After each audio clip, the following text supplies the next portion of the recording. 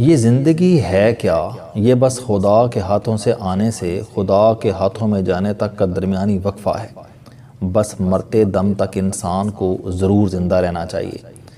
یہ 22 جون 1986 کی بات تھی۔ ارجنٹائن کا فٹ بال میچ ورلڈ کپ کے کوارٹر فائنل میں انگلینڈ کے ساتھ ہو رہا تھا۔ 10 نمبر کی شرٹ پہنے فٹ بال کے جادوگر ڈیگو میراڈونا کی طرف فٹ بال پھینکا گیا۔ وہ اچھلا تاکہ ہیڈ کر کے گیند کو گول میں پھینک سکے، تاہم فٹ بال اس کے سر کے بجائے اس کے ہاتھ کو لگا اور گول پوسٹ میں داخل ہو گیا اور گورا گول کیپر دیکھتا ہی رہ گیا۔ پرانے وقت تھے، تھرڈ امپائر کی سہولت دستیاب نہیں تھی، ریفری نے گول ڈکلیئر کر دیا اور یوں ارجنٹائن سیمی فائنل سے ہوتے ہوئے ورلڈ کپ کے فائنل میں پہنچ گیا۔ پوری دنیا میں شور مچ گیا اور یہ فٹ بال کی تاریخ کے متنازع ترین فیصلوں میں سے ایک بن گیا، چونکہ انہی دنوں میں برطانیہ نے جزائر فاکلینڈ پر ارجنٹائن کی فوج کو رگڑا دیا تھا، تو یہ ورلڈ کپ جیتنا ارجنٹائن کے لیے اور بھی بڑی خبر بن گیا تھا۔ ایک بہت بڑی اور پرہجوم کانفرنس میں ایک نک چڑھے صحافی نے میراڈونا پر دھاوا بولا تھا، ڈیگو کیسا تھا تمہارا یہ گول؟ ذرا سچی مچی بتا دو۔ ڈیگو میراڈونا نے کہہ مارا اور کہا، اس گول میں بس تھوڑا سا ڈیگو کا سر لگا، باقی خدا کا ہاتھ تھا، یو ہینڈ آف گاڈ ایک تاریخی بیان بن گیا۔ لیکن خیر، ارجنٹائن صرف اس گول کی وجہ سے نہیں جیتا تھا، بلکہ اسی میچ میں میراڈونا 5 گورے کھلاڑیوں کو دھول چٹاتا ہوا گول تک پہنچنے میں کامیاب ہوا تھا۔ 2002 عیسوی میں اسے گول آف دی سینچری کا اعزاز دیا گیا تھا۔ اس گول پر سب سے خوبصورت ترین تبصرہ اس تبصرہ نگار کا تھا جس نے کہا تھا کہ اگر میراڈونا برف کے میدان میں کھیل رہا ہوتا تو برف پر اس کے پنجوں کے نشان تک موجود نہ ہوتے، کیونکہ وہ تو ہوا میں پرواز کر رہا تھا۔ جو لوگ میراڈونا کو جانتے ہیں وہ سمجھتے ہیں کہ یہ الفاظ اس کے دل سے نکلے تھے۔ وہ ایسا ہی تھا۔ یوں تو وہ 20ویں صدی کے کھلاڑی کا ایوارڈ جیتا تھا، مگر فٹ بال کے میدان میں 6 فٹے دیوزادوں کے درمیان 5 فٹ 5 انچ کا وہ ایک اچھوتا کھلاڑی تھا جو 1960 عیسوی میں ارجنٹائن کے دارالحکومت بیونس آئرس کے باہر واقع جھونپڑی میں پیدا ہوا تھا۔ اس کے 7 بہن بھائی تھے۔ 3 سال کی عمر میں اسے کسی نے فٹ بال دیا اور ڈیگو اس کھیل کا دیوانہ ہو گیا۔ جب وہ 8 برس کا تھا تو ایک جوہری کی نظر میں آ گیا اور وہاں سے اس کی زندگی کا رخ بدلنا شروع ہو گیا۔ اس پر شروع ہی سے خدا کی عنایت تھی، جس کا وہ برملا اعتراف بھی کیا کرتا تھا۔ 18 سال کی عمر میں وہ FIFA world cup youth championship جیتنے کی وجہ سے سٹار بن چکا تھا۔ میں خدا کا چہیتا ہوں، وہ اپنی چھاتی پیٹ کر کہتا تھا۔ اس نے میرے 5 فٹ کے جسم میں بجلیاں بھر دی ہیں۔ اس نے بچپن ہی سے میرے اوپر کرم کیا تھا، تبھی میں ہر گول کے بعد اسے یاد کرتا ہوں۔ ایسا نہ کروں تو مجھ پر لعنت ہو۔ کرم کی تو واقعی حد ہو گئی تھی۔ 1982 میں ایک جھونپڑی میں رہنے والے میراڈونا کی ٹرانسفر فیس $7.5 ملین ادا کی گئی، جو اس وقت کے حساب سے ورلڈ ریکارڈ بن گیا۔ 1980 کے اختتام تک وہ فٹ بال کی تاریخ کے بہترین کھلاڑی کے طور پر پہچانا جا چکا تھا۔ خیر، یہ تو سٹیج تھا، سٹیج کے پیچھے وہ صرف ڈسپلن اور جنون تھا۔ وہ جب بھی ٹریننگ پر جاتا تو پچ سے واپس آنے والا سب سے آخری کھلاڑی ہوتا۔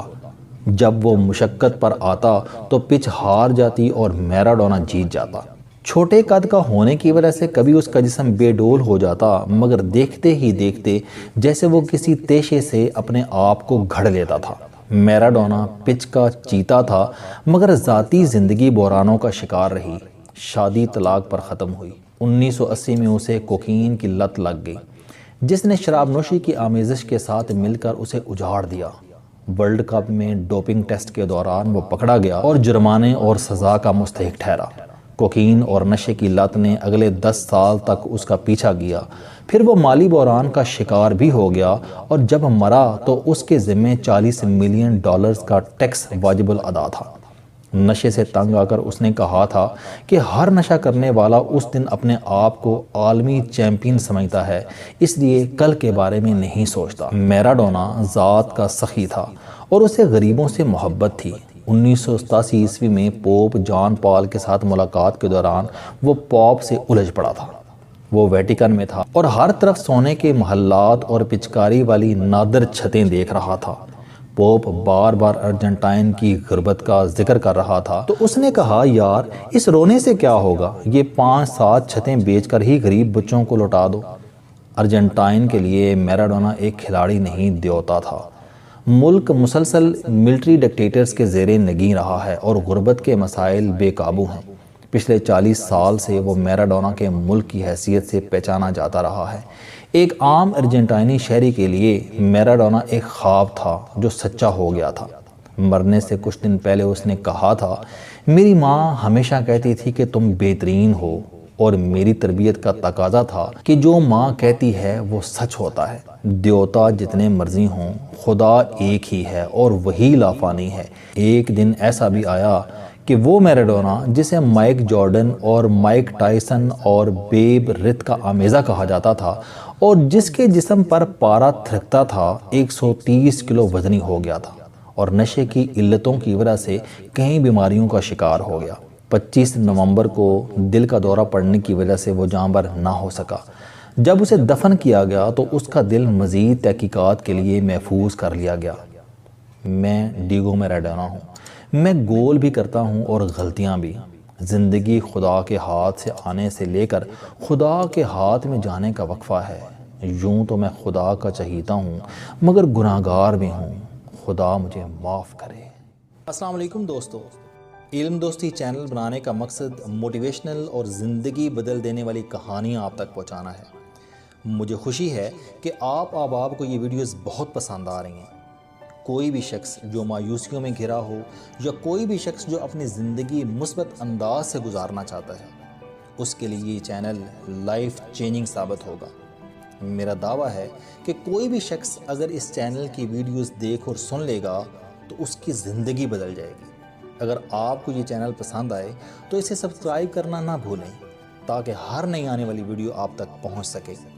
اس ویڈیو کو دوسروں تک ضرور پہنچائیں کیونکہ یہ صدقہ جاریہ ہے۔